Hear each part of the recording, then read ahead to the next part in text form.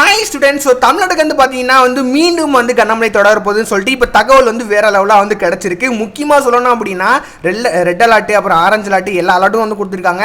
இன்னைக்கு இந்த முடிவில் என்னென்ன மாவட்டத்துக்குலாம் மீண்டும் கனமழை தொடர போது சொல்லிட்டு பார்க்க போகிறோம். என்னென்ன மாவட்டத்துக்கு அப்கமிங்காக விடுமுறை கொடுப்பாங்க அப்படின்னு சொல்லிட்டு எல்லாமே ஃபுல் டீட்டெயிலாக பார்க்க போகிறோம். ஆனால் அதுக்கு முன்னாடி நம்ம சேனலில் ஃபர்ஸ்ட் டைம் பார்க்குறீங்கன்னா மறக்காமல் லைக் பண்ணிட்டு அண்ட் சப்ஸ்கிரைபும் பண்ணிக்கோங்க. பேசிக்காக நம்ம ஸ்கூல் ஹாலிடே இன்ஃபர்மேஷன்ஸ் பற்றியும் அப்புறம் எஜுகேஷன் ரிலேட்டடாகப்பட்ட இன்ஃபர்மேஷன் நம்ம கொடுத்துட்டு இருக்கோம். ஸோ வீடியோ பார்க்குறவங்க மறக்காம எல்லா பேரும் சப்ஸ்கிரைப் பண்ணியிருப்பீங்கன்னு சொல்லிட்டு நான் நம்புறேன். மறக்காம இப்போவே பண்ணிடுங்க.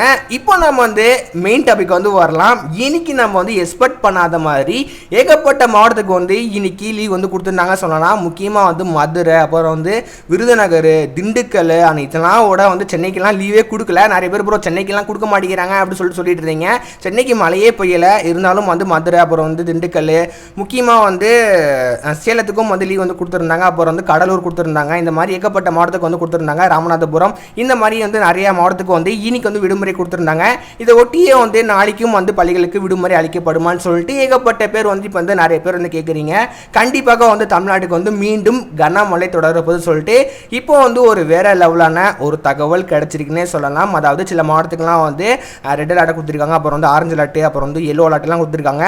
அது என்னென்ன மாவட்டம் அப்படின்னு சொல்லிட்டு நம்ம பார்க்கலாம். தமிழ்நாட்டில் மீண்டும் சென்னைக்கு கனமழை தொடரும் சொல்லிட்டு தகவல் கிடைச்சிருக்கு. அதனால சென்னையில் இருக்கிறவங்க கவலைப்படாதீங்க. மீண்டும் கனமழை தொடர தான் போகுது. அதாவது சென்னை அப்புறம் செங்கல்பட்டு காஞ்சிபுரம் அப்புறம் ராணிப்பேட்டை இந்த மாதிரி மாவட்டத்துக்கு மீண்டும் தமிழ்நாட்டில் கனமழை தொடரும் சொல்லிட்டு இப்போ தகவல் கிடைச்சிருக்கு. அதனால மீண்டும் அங்கே கனமழை பெய்ய தான் போகுது. ஆனால் இதெல்லாம் தவிர முக்கியமாக நம்ம பார்க்க வேண்டிய மாவட்டம் என்ன அப்படின்னா விழுப்புரம் மாவட்டமும் அண்ட் புதுச்சேரி மாவட்டத்துக்கும் மீண்டும் கனமழை தொடரும் சொல்லிட்டு சொல்லியிருக்காங்க.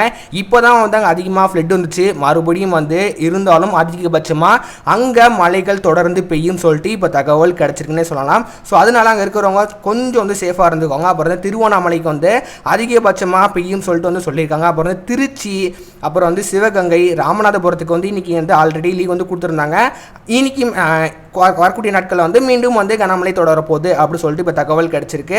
அப்புறம் மயிலாடுதுறை அப்புறம் நாகப்பட்டினம் மாவட்டத்துக்கு இன்னைக்கு விடுமுறை கொடுத்துருந்தாங்க. முக்கியமாக கோவை மாவட்டம், கோவையில் மழை பெய்யும் சொல்கிறாங்க. நாங்கள் விடுமுறை அளிக்கிற மாதிரி ஒன்றுமே தெரியல எனக்கு.